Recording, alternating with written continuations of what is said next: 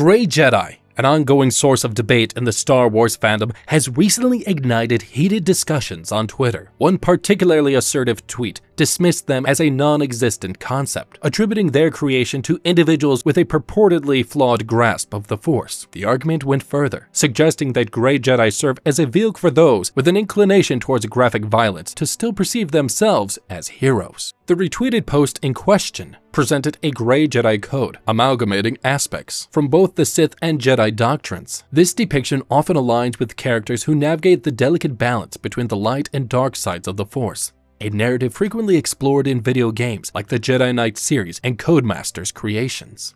This representation has become a prevalent view of Grey Jedi within the fandom.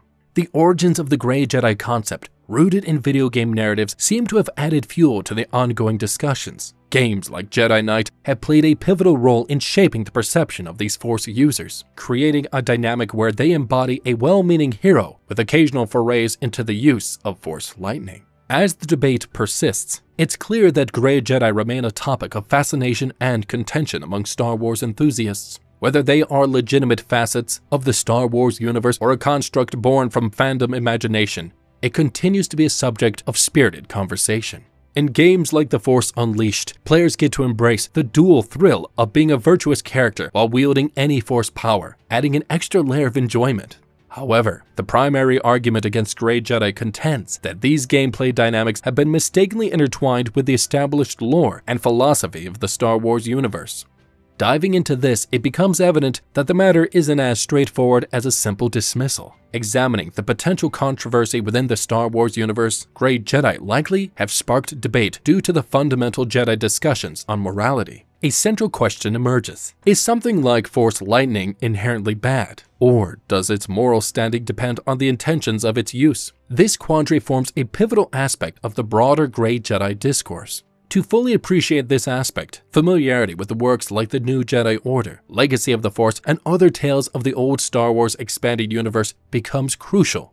Notably, the novel Plagueis introduces the potentium theory, a concept intricately tied to these philosophical deliberations. Before diving into the potentium theory, it's worth noting that the provided text touches upon this concept, asserting that the idea of light and dark, depending on the user's intention, is a distortion propagated by those seeking to bind us to the Force. To illustrate, consider the analogy of water and fire. Two powers with distinct effects. Glaciers and volcanoes, though both transformative, operate in contrasting ways. Glaciers bury what lies beneath, while volcanoes give rise to new terrain. Drawing parallels to the Sith, they are depicted not as serene stars, but as singularities, akin to cosmic forces that warp space and time to shape the galaxy according to their designs. The repetition of the idea that the Sith are singularities emphasizes their distinct nature, burning not with muted, purposeful stars, but with a force that defies convention. Now, let's go back to the potentium theory, a concept introduced in the unifying Force. This theory centers around an order of aspiring Jedi who advocate for a belief in a Force that transcends the traditional division into light and dark. This intriguing perspective challenges the conventional wisdom within the Star Wars universe and adds another layer to the ongoing exploration of the complex interplay between morality and the Force.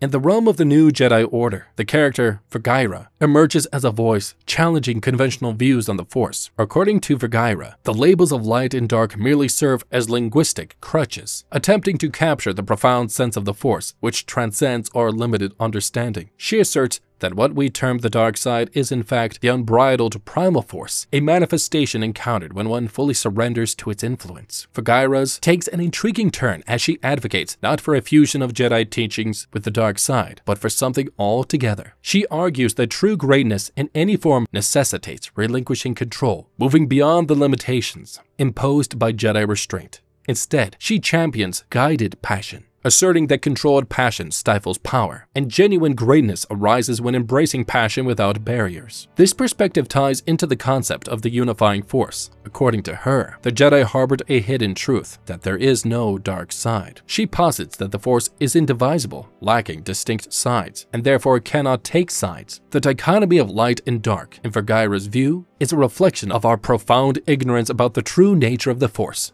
What we label as the dark side, she contends, is merely the raw, unbridled Force itself.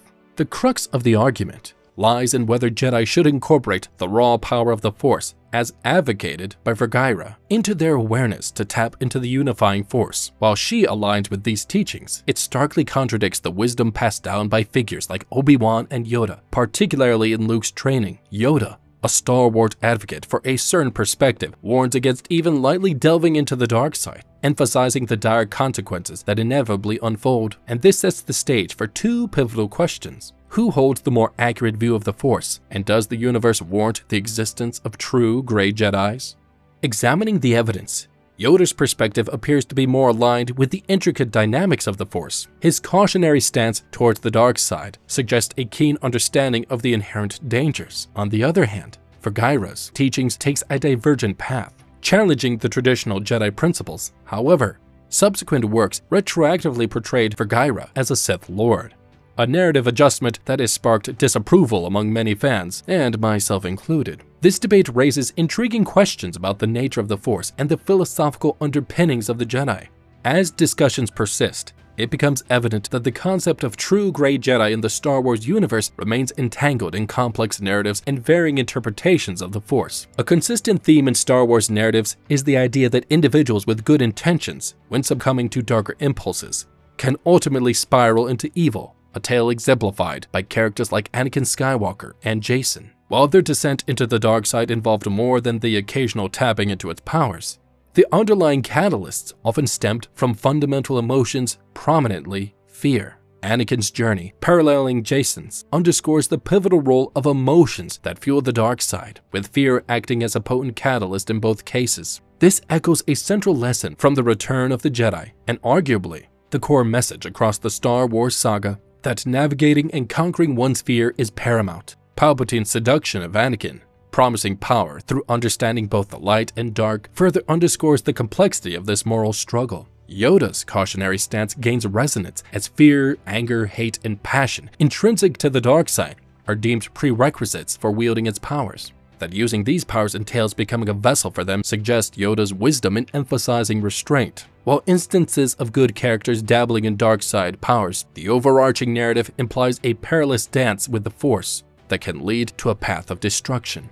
Exploring these counterexamples raises intriguing questions about the delicate balance between light and the dark side within the Star Wars universe, challenging characters to navigate the fine line between wielding power responsibly and succumbing to its seductive allure. Previously mentioned characters like Kyle Katarn from video games and Jaina Solo exhibit a willingness to explore both light and dark sides of the Force. Another intriguing example lies in organized groups, with the Jensari attempting to integrate both dark and light powers. Though some argue they deviate from George Lucas's version, supporters of Grey Jedi find the Jensari to be a compelling illustration, albeit a controversial one. However, Grey Jedi can also be interpreted as individuals operating outside traditional Jedi frameworks while championing good causes. Jolee Bindo from Knights of the Old Republic 2 exemplifies this definition, often regarded as a Grey Jedi due to his deviation from Jedi norms and a more emotional-driven approach. Qui-Gon Jinn, despite being within the Jedi Order, notably flaunts regulations, making him a noteworthy figure in discussions about Grey Jedi. Bindo, closer to the meme's image's portrayal of a Grey Jedi, allows his emotions to guide him, yet it differs from the depiction of a Jedi wielding Force lightning,